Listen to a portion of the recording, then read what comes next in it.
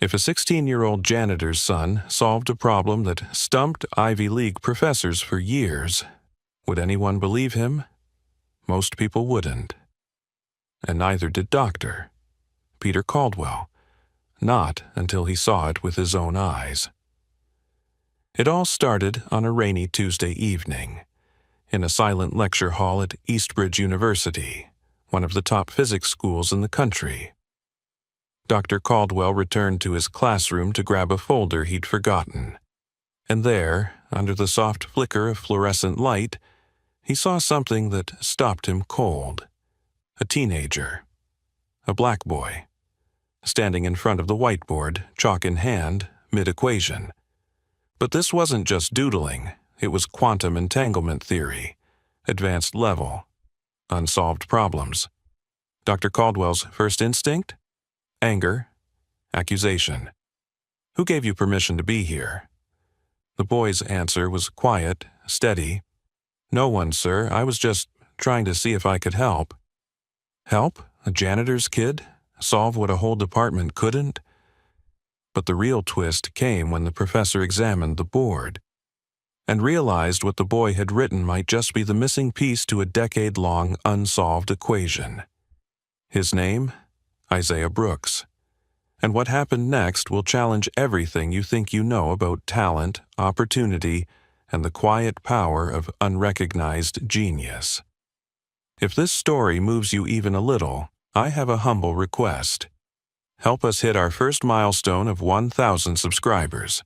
It costs nothing, but means everything. Subscribe now and turn on the bell so you don't miss the full story, because this one you won't forget. Dr. Peter Caldwell didn't like surprises. A senior theoretical physicist at Eastbridge University, he prided himself on order, preparation, and logic. But that night, the sight of a stranger, a kid, solving complex quantum formulas on his classroom whiteboard unraveled everything he thought he knew.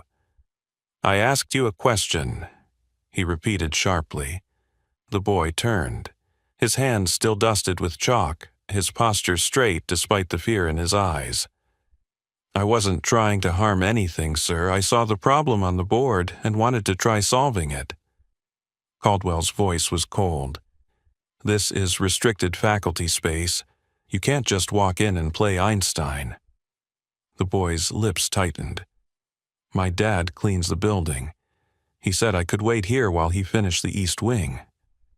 Just then, a man appeared at the door, breathless, wearing blue janitor coveralls soaked from the rain. "Isaiah, there you are. I'm so sorry, Professor Caldwell. He wasn't bothering anything, I swear." Dr. Caldwell stared. He recognized the man, Malcolm Brooks, the janitor who always nodded politely but was rarely noticed by faculty. "He was writing equations on my board," Caldwell said flatly. Malcolm looked over his son's shoulder. His face shifted from worry to stunned disbelief. "Is that the Schrödinger collapse variant?" he whispered. Isaiah nodded, with a harmonic twist I thought might reduce entropy spikes. Dr. Caldwell blinked. "How do you even know what that means?" Isaiah shrugged, almost apologetically. "I read, a lot. My mom, before she passed, she left behind boxes of physics books. I go through them when I can't sleep." Caldwell stepped forward, scanning the formulas. They weren't just complex, they were original, not perfect, but novel. "You expect me to believe you came up with this on your own?" Isaiah looked down. "I don't expect anything, sir." Caldwell felt a flicker of something unexpected. Unease. He dismissed the boy with a wave of the hand. "This isn't a playground. Mr. Brooks, please don't bring your son into faculty rooms again." Malcolm nodded, his face tight. "Of course. It won't happen again." As the two turned to leave, Dr. Caldwell stared at the board one more time. His gut told him something he couldn't yet say aloud. That boy might have just made a leap his own department had failed to see. But instead of saying it, He grabbed an eraser and wiped the board clean, as if removing the math would erase the discomfort it caused. That night he couldn't sleep. He kept seeing that equation, and that boy's eyes. Not arrogant, not desperate, just certain, like he saw something others couldn't. The apartment was small, one bedroom, linoleum floors, a flickering kitchen light they hadn't bothered to fix in weeks. Malcolm set down his mop bucket by the door and rubbed his temples. Isaiah sat silently at the table, flipping through a worn notebook filled with hand-drawn equations. "I told you to stay in the lobby, son." "I know," Isaiah said softly, "but I saw the problem on the board, and I couldn't help it." Malcolm exhaled, torn between pride and dread. "We can't afford any trouble, Isaiah." "My job, it's all we have." "I didn't break anything," Isaiah said. "I just solved it." That was the problem, Malcolm thought. His son didn't know how to hide his brilliance. He never had.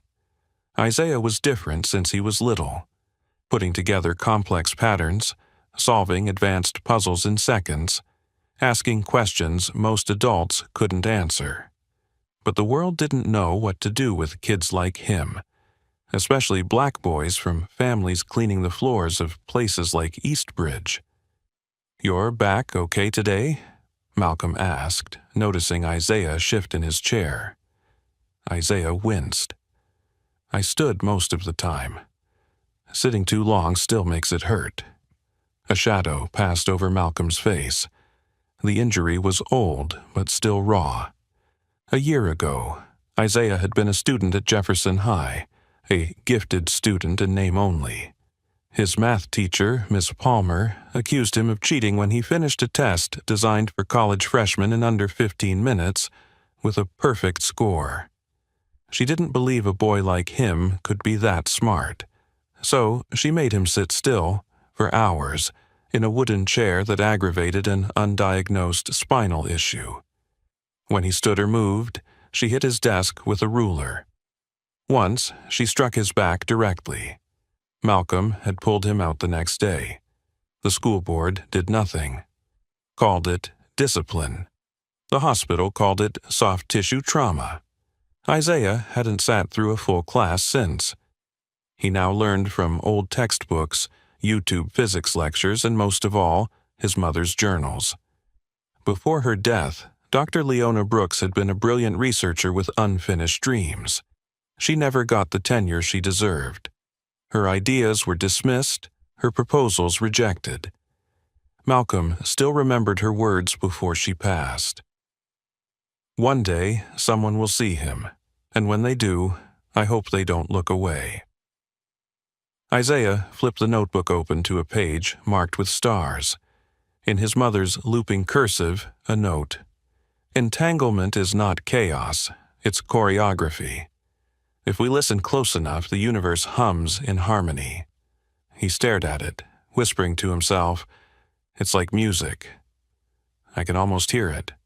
"Son," Malcolm said gently, "maybe we let this one go." "That professor didn't see you, that's okay." Isaiah looked up, his voice barely above a whisper. "But what if he does? What if this time someone finally listens?" Dr. Peter Caldwell sat in his office, coffee untouched, staring at a reprint of the equation Isaiah had written. He'd tried to dismiss it. He really had. But the formulation wouldn't leave his mind. It wasn't just a clever variation. It was insightful. A simplification he hadn't considered. A nuance that hinted at something deeper. He pulled up his department archives and started searching. Leona Brooks, Physics, Eastbridge. Only one result, a footnote. A thank you in the acknowledgments of a now famous entanglement paper, the same paper he'd reviewed over a decade ago. The main author? Dr. Wallace Kerrigan, a departmental star. But in the fine print, Computational Assistance, L. Brooks. Caldwell leaned back, eyes narrowing. He remembered that paper. He remembered the strange, elegant logic inside it. He'd assumed it came from Kerrigan. Now, he wasn't so sure. A knock at his door pulled him from the screen. It was Dr. Maya Fielding, the new interim department chair. "I hear you had a run-in with a young mathematician," she said, smiling faintly. Caldwell cleared his throat. "If you're referring to Malcolm Brooks' son, it was unusual." "He's brilliant," she said simply. "You've met him?" "No," she said, sitting down, "but I've seen the footage." Caldwell blinked. "Footage?" "Security pulled it after your complaint. They thought it might be vandalism. What they found was a boy standing in front of a problem for 8 minutes before writing a single mark. Then he started solving, not guessing. Solving, Caldwell looked away. "I may have misjudged." "You're not the first," she said gently. "You won't be the last." He hesitated. "His mother, Leona, she worked here?" "She applied for a research fellowship twice," Maya said, voice tight. "She had references from Princeton and MIT, but both times she was told she wasn't the right fit." Caldwell grimaced. He knew exactly what that meant. A black woman proposing bold ideas in quantum theory? It was easier to sideline her than to admit the system might need changing. "I'd like to speak with the boy again," he said. Maya studied him. "Why?" "Because I think he's on to something real." She leaned forward. "Then make it right, Peter, not for your ego, for him, for her, for the science we keep claiming we care about." The next evening, the Brooks apartment phone rang. Isaiah answered, his voice cautious. "Hello?" "This is Professor Caldwell," came the voice on the other end. "I'd like to meet with you. Properly this time." Isaiah froze. Malcolm took the phone gently. "Professor, with respect, why now?" There was a pause. Then Caldwell replied, "Because I think I made a mistake, and because I think your son might be able to teach us something none of us saw coming." Malcolm looked at his son, who had gone quiet. "When and where?" The meeting was set for Saturday afternoon, in a small unused lab space on campus. When they arrived, the room was transformed. Multiple whiteboards, open journals, even a standing desk. "I thought this might be more comfortable," Caldwell said, nodding to Isaiah's back. Isaiah gave a small nod. "Thank you." Caldwell pointed to a fresh equation. "This is a variation of the entanglement problem you touched last time. I want you to approach it however feels natural to you." Isaiah stepped up. His fingers trembled slightly. "You okay?" Caldwell asked. Isaiah swallowed. "Yeah, just when I get nervous I remember Miss Palmer yelling at me, telling me I was a fraud, that I'd never be anything." Caldwell's face tightened. That was wrong. "You're not a fraud, Isaiah. You're something rare, and it's time someone told you that." Isaiah stared at the board. Then he began to write. Lines, symbols, arrows. He moved with a rhythm, not rushed, but intentional. Within 15 minutes he stepped back. Caldwell stared, his lips parted, then closed again. It was right, more than right, it was elegant. A pathway no one in his department had considered. "Can you explain how you got there?" Caldwell asked. Isaiah hesitated. "I just hear it, not literally, but like, I see where the numbers want to go, they dance. Like my mom said, it's not chaos, it's choreography." Malcolm wiped at his eyes in silence. Caldwell exhaled slowly. "Isaiah, would you consider working with me? Not as a student, as a partner. I want to understand your method, your mother's ideas. I think we've been standing on a foundation she built and no one gave her credit." Isaiah looked stunned. "You really mean that?" "I do." but behind his eyes, Isaiah still looked hesitant.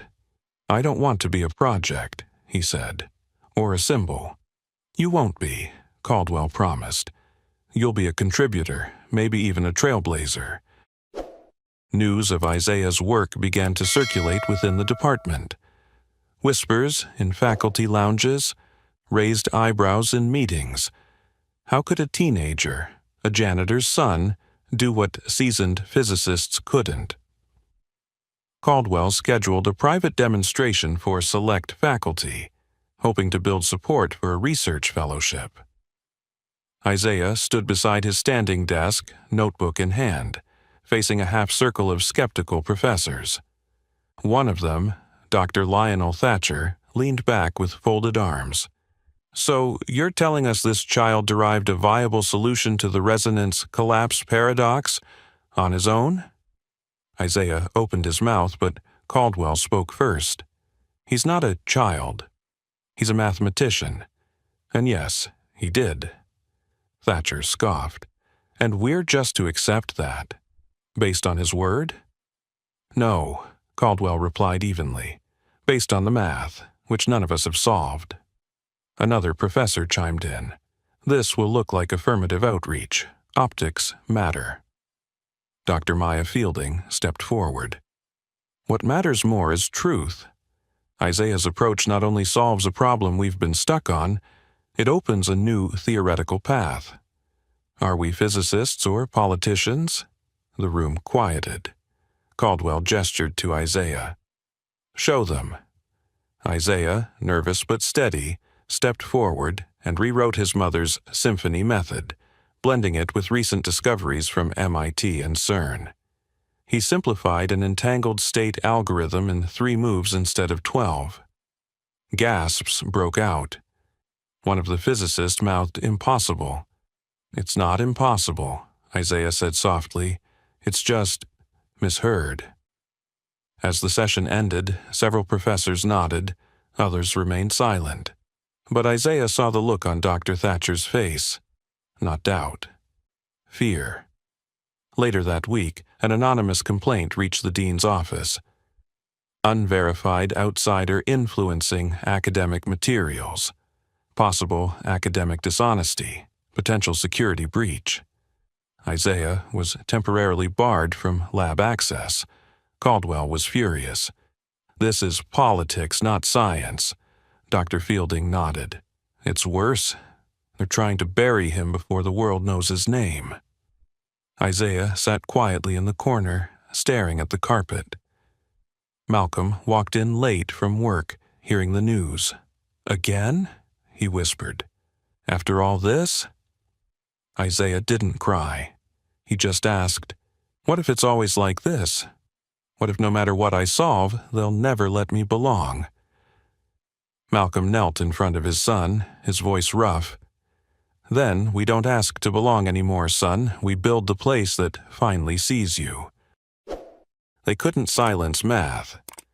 While administrators debated policy and professors whispered in faculty lounges, the math kept speaking. Isaiah, with Caldwell's and Dr. Fielding's support, submitted his revised symphony method paper to a prestigious open-access physics journal. It bypassed the university's gatekeepers. Within 3 weeks, it went viral in academic circles. Elegant rethinking of quantum harmony. Breakthrough reminiscent of early Ramanujan. Paper by independent scholar stuns theoretical community. Dr. Lionel Thatcher stormed into Dean Wexler's office. "This is a mockery. A janitor's son publishing quantum theory? It undermines our standards." The dean remained calm. Or perhaps it exposes them. Behind closed doors, things shifted. The Board of Academic Oversight began an investigation, not into Isaiah, but into faculty practices that may have suppressed similar voices before. Caldwell received a call from MIT. "We'd like to invite Isaiah Brooks to present at our symposium on emerging theories." Isaiah stood before a sea of leading scientists gripping the podium. He looked out. Not one person looked like him. But then he thought of his mother. My mom used to say equations are like music. You don't need a title to hear the beauty, you just need ears. He began to present. No stutter, no fear. Slide after slide, his explanation of harmonic entanglement stunned the room. When he concluded, the silence was followed by something he'd never heard in school before. A standing ovation. Back at Eastbridge, even the most skeptical professors could no longer deny what was in front of them. Dean Wexler met with Malcolm and Isaiah privately. "You've changed this institution," she admitted, "and embarrassed us in the best way." A new program was announced. The Leona Brooks Fellowship for Underrepresented Theoretical Thinkers. Isaiah would be its first recipient and co-founder. But for Isaiah, the biggest moment came quietly. After the ceremony, he walked into the now familiar lab and saw his mother's old notebook displayed in a glass case. A plaque read, "In honor of Dr. Leona Brooks," whose music reshaped the silence. The lecture hall was quiet again. This time, Isaiah stood not as a guest, but as a speaker. Not to defend his worth, but to share his work. And yet, as he looked into the crowd, he didn't see professors or scientists. He saw the janitor's son who used to be afraid to raise his hand. He saw his mother kneeling beside his bed, whispering about particle spins like fairy tales. He saw a young boy who only wanted to be heard, and finally was. "We keep looking for genius in the same places," Isaiah said into the microphone, "and then act surprised when it shows up somewhere else." He let that sit. But brilliance isn't rare, being seen is. The room was silent. Then applause, long, deep, deserved. As Isaiah stepped off stage, Caldwell clapped the loudest. Dr. Maya Fielding stood beside Malcolm Brooks, her voice low with admiration. "She would have been proud," she said. Malcolm smiled, eyes misty. "She is. I see it every time he solves something the world said was beyond him." Dear friend watching this, Isaiah's story isn't just about one boy breaking into academia. It's about how many Isaiahs are still out there, in forgotten classrooms, behind locked doors, told they don't belong. This story hit me hard, because I realized the world doesn't lack brilliance. It lacks the courage to believe it can come from anywhere. Have you ever been underestimated, or have you underestimated someone else? Drop your story in the comments. Let's talk, let's learn. And if this story moved you, if you felt even for a second that Isaiah deserved better, then please, like this video, subscribe to this channel. Help us reach our first 1,000 subscribers. Because this channel isn't just about stories, it's about change.